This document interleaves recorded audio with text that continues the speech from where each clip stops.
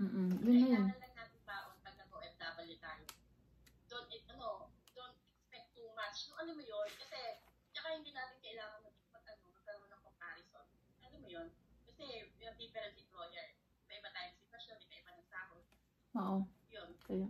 Basta ako, kailangan ko lang maging matapang, yung mindset ko, nandun sa goal ko, bakit ako nandito.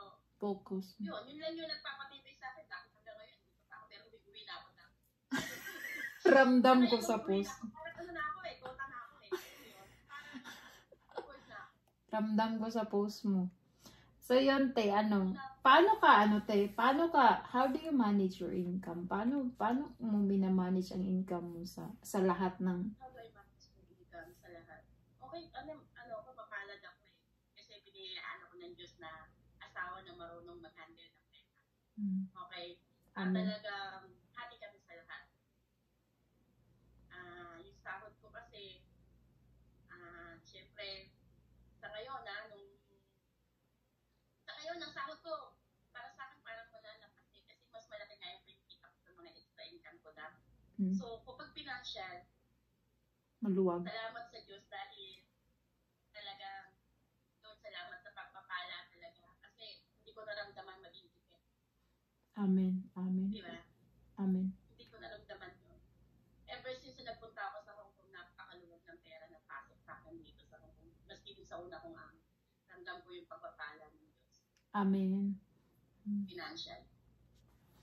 Tapos, te, anong dapat ang response doon sa tao na matagal mong hindi nakausap, tapos biglang mangumusta, tapos mangungutang? Paano mo nire-respond sa mga taong gano'n?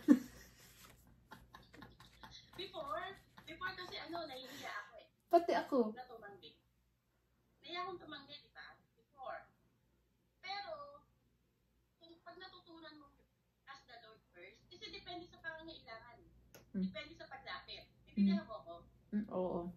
Kahit long time friend mo pa yan, pero depende sa sitwasyon. Ang masasabi ko lang sa'yo, sa ngayon kasi before dati talaga, sige lang pala, sige, kasi nahihiya ako. Diba? Nahihiya ka na baka tipin nila, nag-iba ugali mo, tipin nila, yumabang ka na, nasa-upload ka lang. So, ano ginagawa ko dati? Sige lang. Sige lang. Pero ngayon, naisip ko, grabe yung sakripisyo namin mag-asawa, pati mga ko nag-sacrifice para lang ipautang yung perang yung pinikita ko rito, di ba? Yung hard-earned money natin, alam mo yung talagang dugo, luha. Actually, ito ang pinapawisan dito sa trabaho. Saan mahirap lang talaga sa akin yung sitwasyon na malayo ako sa pamilya ko. Kaya, yun, natuto lang akong nag-pray muna. Kahit sino ngayon, nag-pray muna ako kapag umapit sila. If the Lord say yes, Saka po. I will. Pero sabi nga ng asawa ko, mas okay pa na pag may nangutang sa'yo, bigyan mo na lang. Bigyan mo ko, nangutang sa'yo ng 1,000, bigyan mo ng 500. At least, na-preserve yung friendship. Wala ka pang isipin na may babalik na yung pera. Kasi masasakit ang ulo mo pag nagsingil tas hindi mo babayan. Yeah. At saka hindi, masisira yung pagkakaibigan eh. Totoo. Diba?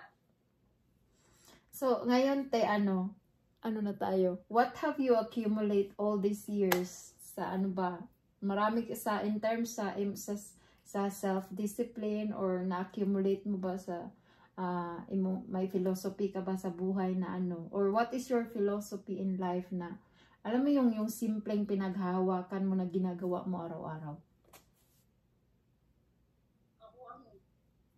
Sabi nga, enjoy life eh. Kasi we don't know if tomorrow, kung darating pa yung bukas, diba? Kung buhay ka pa bukas. Ngayon, mas kaya hindi ako natatakot mag-spend ng money pag uuwi ako. Kasi, what will happen if I... Yeah. Diba? Ano mangyayari kapag kinuha na ng Diyos yung buhay natin? Diba? Parang save ka ng pera without enjoying it. Pero syempre, live beyond your means pa rin, yung kaya mo lang. Oo. Diba? So, sa akin, yun nga, nung napanood ko yung kay Eddie Garcia, alam mo yun, sinabi niya na wala siya ipon. Kasi pag namatay siya, sino makikinabang ng ipon niya? Yung parang, i-spend yung mga kinikita niya habang buhay siya. Eh, di ba siya Paano, pa? pero at the same time, meron akong savings. Alam ko kung paano ko. Meron akong savings para sa paggagala na. Para sa bakasyon ko. Meron akong savings para sa mga anak ko. Meron. Hindi ako umuwi ng Pilipinas na broke pagbalik ng Hong Kong. Alam mo yun? Alam ko, ayun, guided ako. Alam mo yun? Ano ibig sabihin? Kasi di ba kasi... Ako ngayon, alam ko na may pera kami. Pero, we need to enjoy life. Kasi nga, hindi natin alam.